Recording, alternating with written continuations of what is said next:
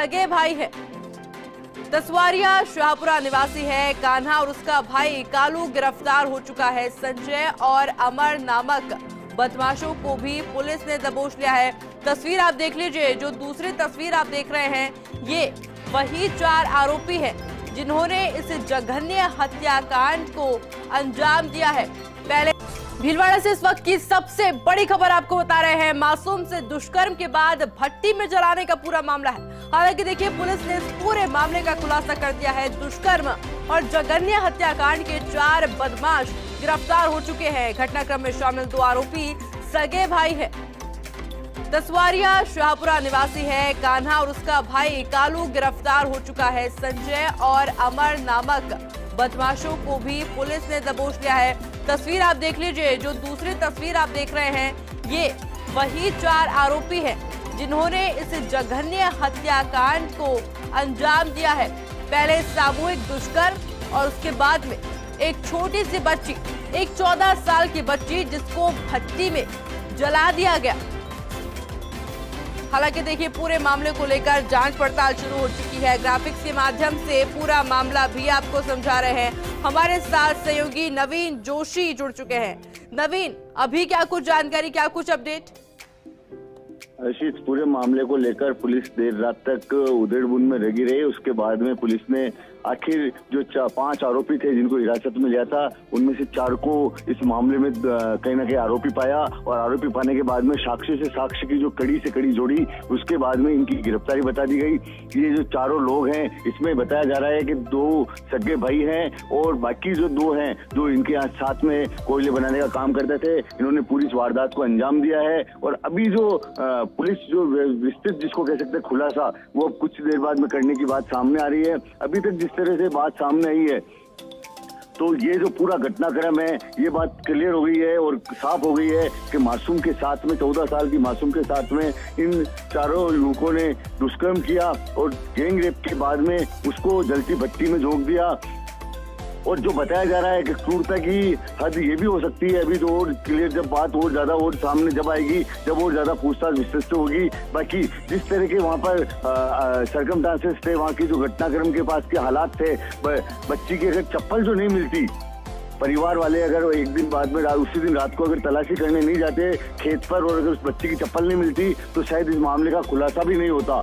क्योंकि परिवार वालों में एक भाई को वहां पर खेत के पास में चप्पल मिली थी और उसी ने चप्पल मिलने के बाद में शंका जताई थी और उस जो भट्टे थे, जो कोयले के धधकते भट्टे थे, उनके आसपास तलाश की तो उसको बदबू आई और उसने अपनी माँ को बताया। तो माँ भी दौड़ी और माँ ने भी जब उसको खंगाला तो वहां पर हड्डी और एक हाथ का छोटा सा टुकड़ा और जो कड़ा था, बच्ची मोस्टली पहनती थी चांदी का, वो वहाँ पे मिला। तो पहले प्रथम दृष्टया ही जब ग्रामीणों ने शंका जाहिर कर दी थी, रात को पकड़ने के बाद में इन 5 आरोपियों को, 5 जनों को मौके से पकड़ा था और 5 में से 4 को इसमें गिरफ्तारी बताई गई है पुलिस द्वारा।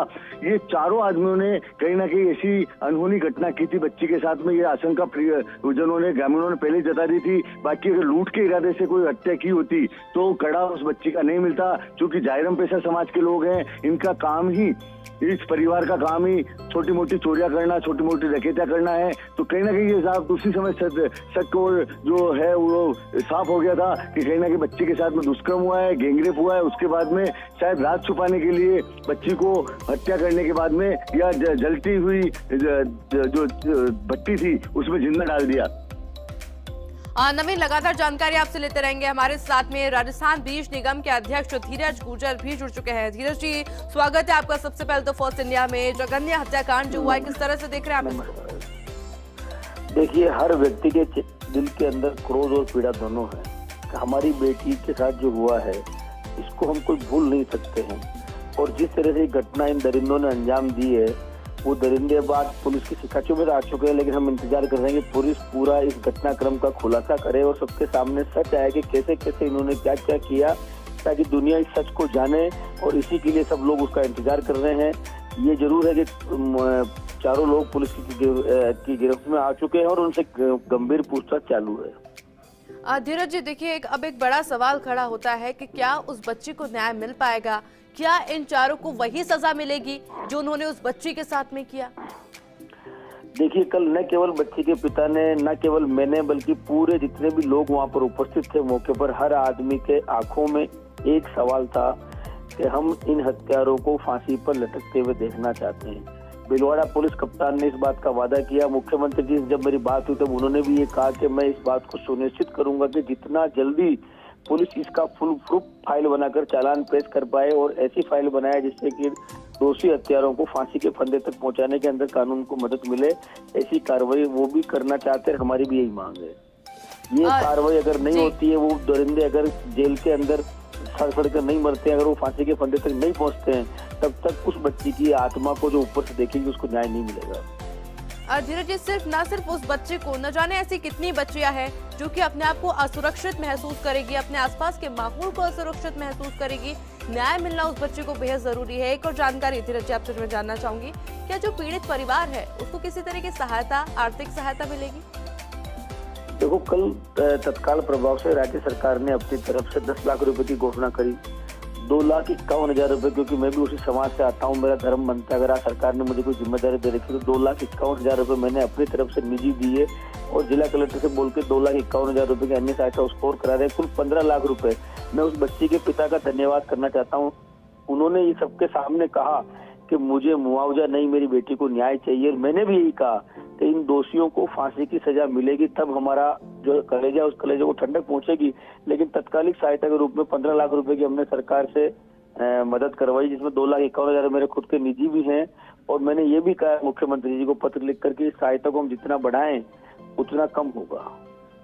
धीरज जी, पर देखिए, जो आपने बात कही, मात्र एक कहीं ना कहीं आश्वासन भी हो जाता है कि न्याय जरूर मिलेगा, सजा जरूर मिलेगी, पर न जाने ऐसे कितने हत्याकांड होते हैं, कितने रेप होते हैं जिसमें न्याय को तरस जाते हैं परिवार वाले, और जो पीड़ित होती हैं, जो बाकी बच्चियां होती हैं, उनके पास में जो असुरक्षा होता है, डर का साया उनके पास में हमेशा रहता है।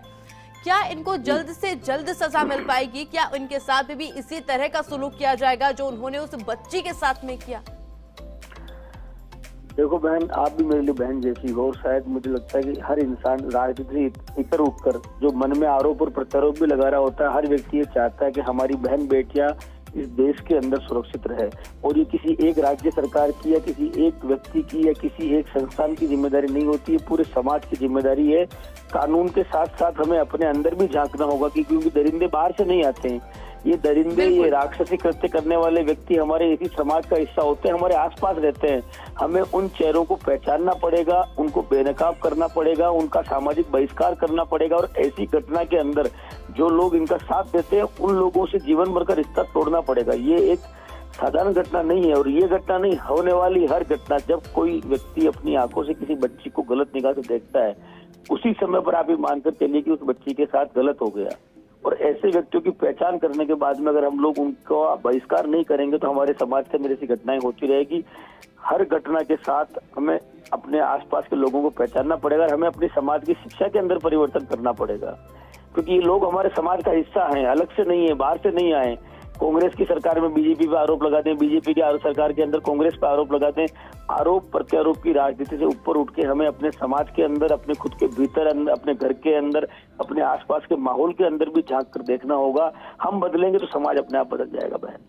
बिल्कुल धीरज जी, उम्मीद यही की जा रही है कि जल्द ही से जल्द उनको सजा मिले और बच्ची को न्याय मिले। आपका शुक्रिया विश्वास दिलाता हूँ बहन, मैं आपको ये विश्वास दिलाता हूँ कि जब तक इस बच्ची को न्याय नहीं मिलेगा तब तक इस मुकदमे का धीरज गुजर व्यक्तिगत रूप से पीछा करेगा। बहुत बहुत शुक्रिया धीरज जी आपका फर्स्ट इंडिया के साथ जुड़ने के लिए और तमाम जानकारी हमारे साथ साझा करने के लिए। और देखिए, जिस तरह से ये पूरा मामला सामने आया है, हर कोई चौंक गया है, हर किसी की रूह कांप गई है कि आखिर कोई इस तरह कैसे एक छोटी सी बच्ची के साथ कर सकता है। उम्र सिर्फ और सिर्फ 14 साल, एक छोटी सी बच्ची जो कि बकरियां चराने गई थी, पर किसने सोचा था कि वो बच्ची वापस ही नहीं आ पाएगी। परिवार वालों ने ढूंढा और उसके बाद क्या पता चला कि बच्ची अब इस दुनिया में रही ही नहीं है। और जिस तरह का हत्याकांड इन हत्यारों के द्वारा किया गया है, वो भी सोचने में भी डर लगता है कि कोई किस तरह से एक छोटी सी मासूम बच्ची के साथ में इस तरह के हत्याकांड को अंजाम दे सकता है। दो तस्वीरें अब आपको दिखा रहे हैं। ये दो तस्वीरें, पहली तस्वीर उसी कोयले के भट्टी की तस्वीर जहां पर उस छोटी सी बच्ची को जला दिया गया। सबसे पहले सामूहिक रेप उसके साथ में किया है, गैंग रेप उस बच्ची के साथ में किया गया है और उसके बाद में उसको मरने के लिए छोड़ दिया। दूसरी तस्वीर आप देख रहे हैं, वही ये चारों आरोपी है जिन्होंने इस जघन्य हत्याकांड को अंजाम दिया है। हर कोई इस समय गुस्से में है, आक्रोशित है।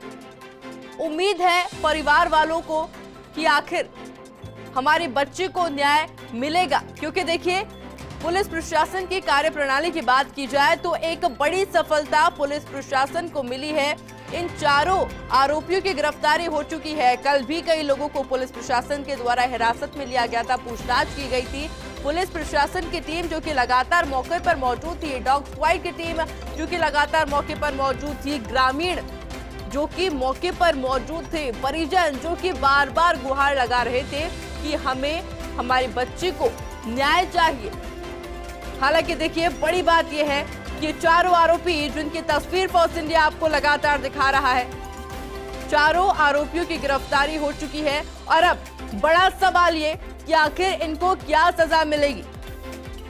क्या सिर्फ फांसी इनके लिए काफी होगी? क्या इनके साथ भी वही नहीं होना चाहिए जो पीड़ा, जो दर्द इन सब ने मिलकर उस छोटी सी बच्ची को दिया था?